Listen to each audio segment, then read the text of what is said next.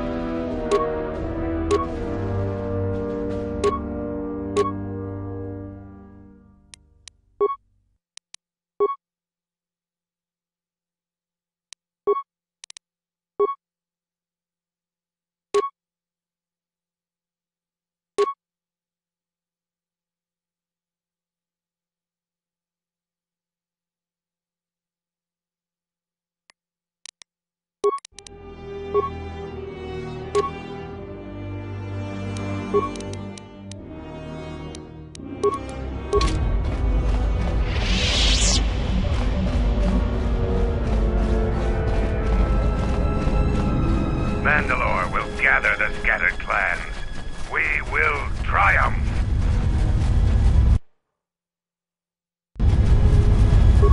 Ready to head back to your ship? Give the word and I'll take you there. Follow me.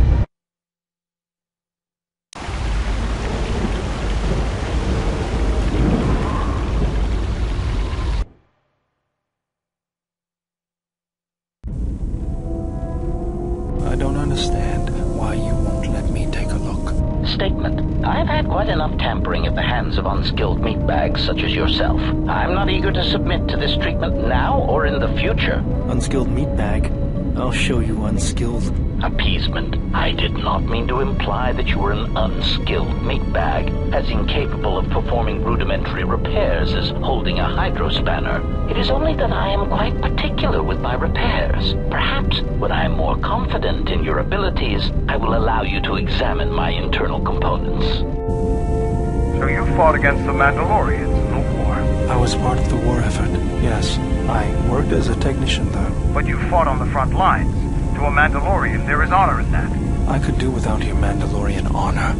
I saw the results of your honor, the absolute destruction your warriors brought. And look at them now. Mandalorians are little better than mercenary thugs. And what's honor to someone like that? All they care about are credits. If I were you, I'd pick your words more carefully. You fought for no cause other than to spread suffering and pain to the people you conquered. Maybe that's what it looked like to you, but that isn't why we fought. We fought for honor and glory in the heat of battle. You did nothing but murder innocents. The Republic took us too lightly. We wanted to face the full force of their army. We had to goad them to fight. That's exactly what I'm talking about. If you ask me, you Mandalorians just got what you deserved at Malachor. Defeat is part of a warrior's life. We will recover, stronger than before. Doesn't it even bother you that your people were almost destroyed? Or do lives have no meaning to you? People die in war. Well, I'm glad to have you guarding my back. Fine by me.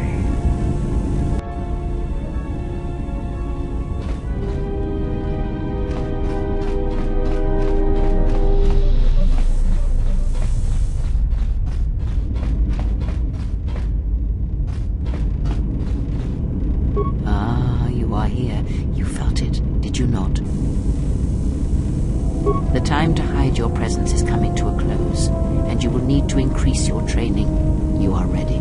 Your training must increase, and there are higher mysteries you must learn. But only you must know the path you will take. I cannot choose it for you. Is it battle that stirs you? To meet an enemy blade upon blade? Such is the way of the greatest of Jedi warriors, the weapon masters. Or perhaps it is investigating the mysteries of the galaxy, seeking out injustice and harm, and bringing it into the light. Such is the way of the Jedi Watchman in the time of Ulic Keldroma and Exar Kun. Or perhaps your way lies upon the ancient mysteries, and to teach others the ways of the Force, as I have, the way of the Jedi Masters. It is not some great test you require to be what you strive to be. It is only your decision to find that path that matters. From here on, you guide your destiny. But in order to take the next steps, you must face your past and put it to rest.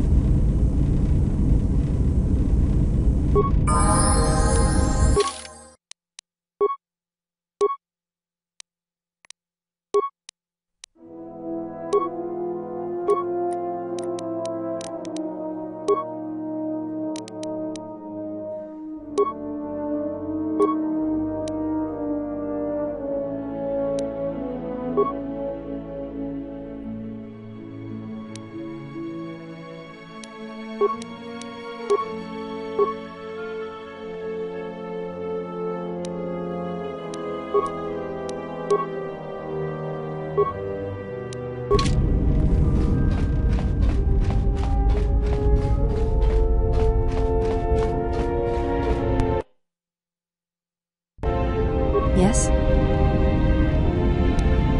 Very well.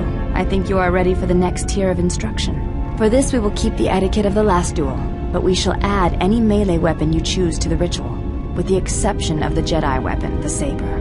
Vibroblade, Bothan stun stick, force pike, whatever you wish. But no items, no force techniques. Then let us begin. And again, do not hold back. I will not.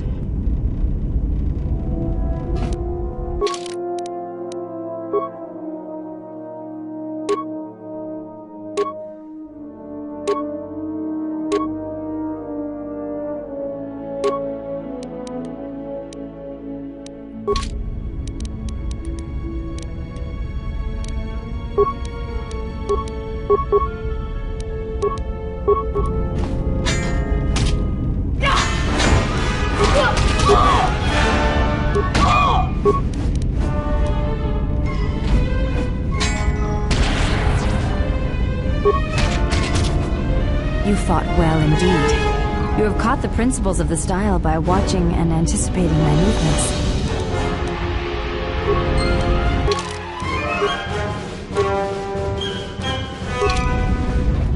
Yes?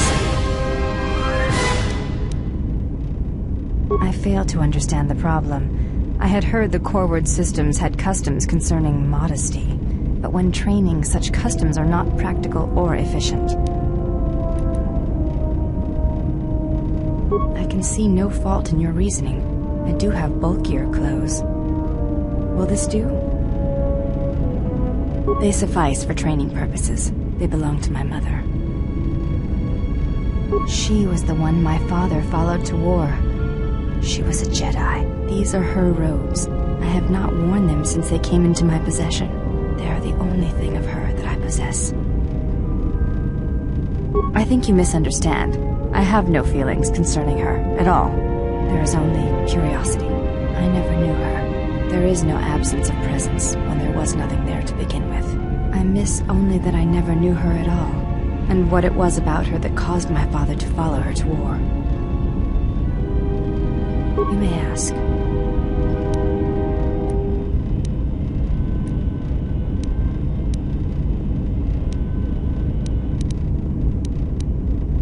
Before entering Atrus's service, yes, I carried a name, as all the children of the Ichani do. It is not important. My title and rank is of consequence, not my name.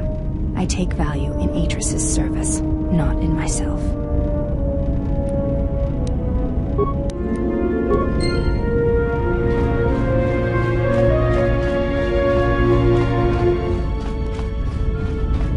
You are spending time with the servant of Atrus.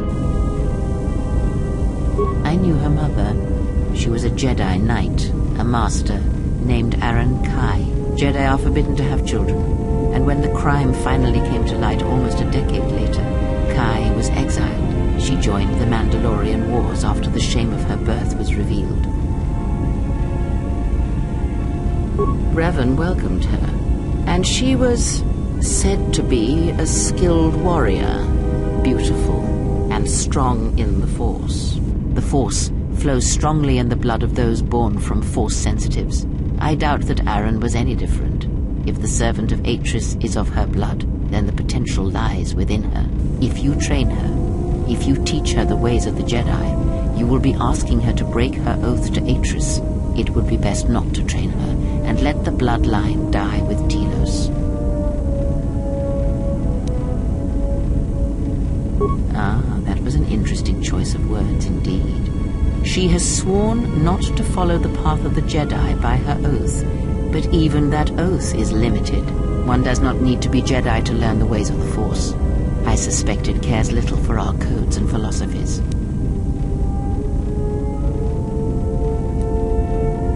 Once there were only Jedi. I wonder what evil was in such days. And to think once there were no Jedi at all. Perhaps the Force defies such rigid classification of its followers. But we were speaking of the servant of Atrus. I would caution you to be careful of your interaction with her. She is not as tempered as you. Should she? By whose judgment should such truths be revealed? I do not have such arrogant presumptions. The Jedi separate children from their parents as they did you. It is because family exerts a powerful influence on one's development. I am merely saying that revealing such things can have profound consequences, nothing more.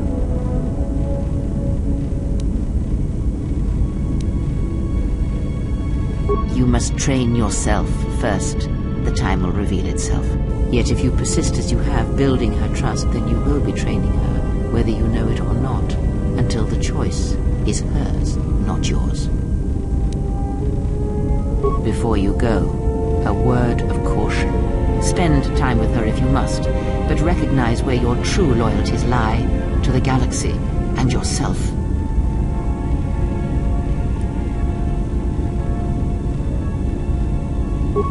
So it is loyalty you claim when you squander away your time with her. Never have you wondered what it would mean in the Ichani rituals if the two of you sparred and fought, and you won, completely and utterly.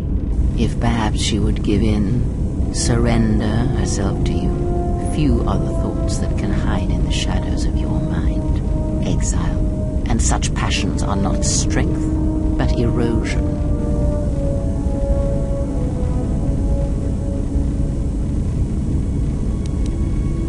No? Then perhaps I was simply mistaken. Very well. I shall keep such judgments to myself.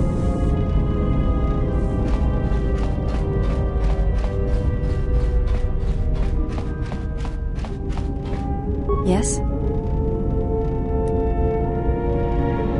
I think you are ready for the final tier I wish to teach. You have made much progress. For this you may use any melee weapon and any shield you possess. But nothing else. No Jedi saber, and no other items. We shall begin this final lesson then.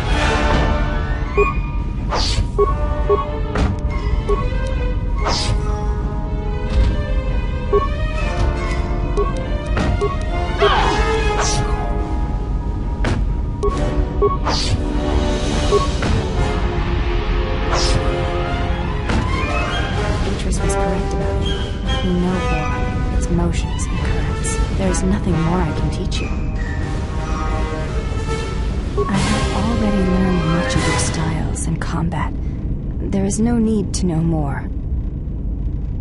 Combat among the Ichani is a personal thing. Repeated duels are not what they are in other cultures, and I would rather that this not become more than it is. And I have taken an oath to Atris against studying from a Jedi, or anything of the Jedi teachings. My father broke his oaths. He shamed us all. I do not wish to follow his path. I swore not to follow his path. If I were to follow a Jedi against Atris's wishes, then I would be betraying her for you.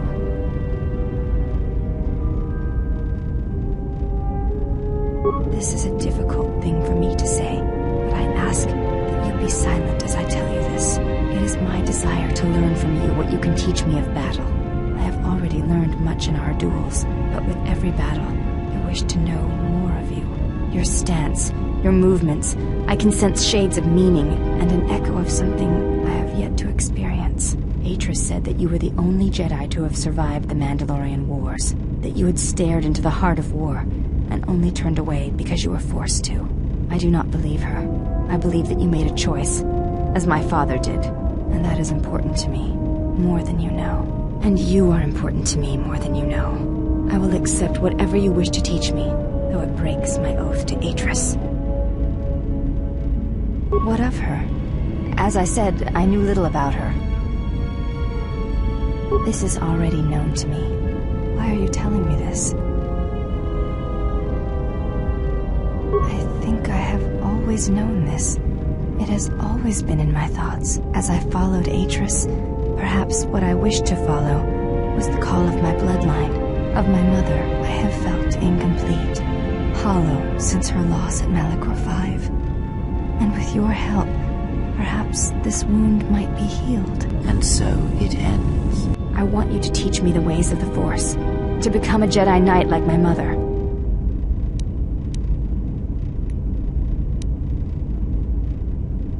There is the betrayal of Atris, and there is the betrayal of my mother and father. After seeing you in battle, I know you more than I have ever known Atris, and I am not convinced that serving her is the greater good. I want to feel what my mother felt for my father, what ran through my mother's veins when she was one with the Force. I wish to hear what my mother heard as she fought the Mandalorians, until the moment she died on Malachor 5.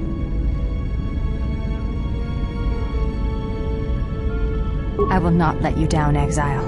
I will honor you as I honor the face of my mother.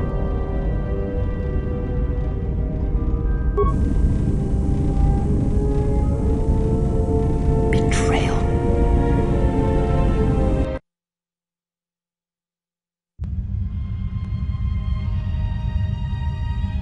Betrayal. Betrayal? Mistress? She has betrayed me. The last of your sisters has betrayed me. Betrayed us. She is your sister no more. She does not travel with the exile. Instead, she has chosen to walk the path of the Jedi. Mistress, forgive us, but are you certain? She would not forsake her oath so lightly. It is the truth. And it is done. Do you doubt me? No, Mistress. It is you who saved the Jedi upon Dantooine, who have collected their knowledge and hid it here to protect it. But why? How did she fall? It is a sign of his corruption. And perhaps hers as well. He will train her, and she will be flawed.